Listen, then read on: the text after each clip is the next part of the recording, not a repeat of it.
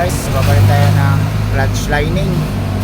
Ayan guys, tingnan natin yung clutch lining na nakasalpak dyan. Wala nang hatak. Primera, segunda, tercera, kwarta, walang hatak. Ayan, tingnan natin yung lining nya. Kaya tara, let's i-update ko kayo mga idol. Ito na, na nga yung lining nya.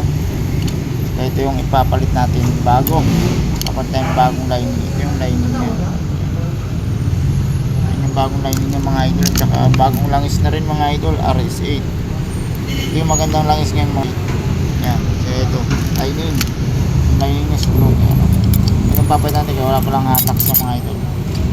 Kaya anong nga tayo mga idol, tara na, let's go. I-update ko kayo mga idol kapag ito yung mandar na mga idol. Ito na mga idol, salpak natin yung lining. Kaya mga idol, ito i-update ko kayo mga idol kung mandar na ito. Isasalpak natin dito, tara. Yan mga idol, nakabit na natin. Ngayon mga idol, yung takip na naman ikabit natin mga idol. Ayan mga idol, kabit na natin yung takip. I-update ko kayo. Ayan mga idol, kabit na natin yung takip. Kaya ito na naman ang gagawin natin ay papanda rin na naman natin. At i-testing natin yung clutch nya kung meron na bang hatak o wala. Ayan mga idol, abang kayo sa ating update.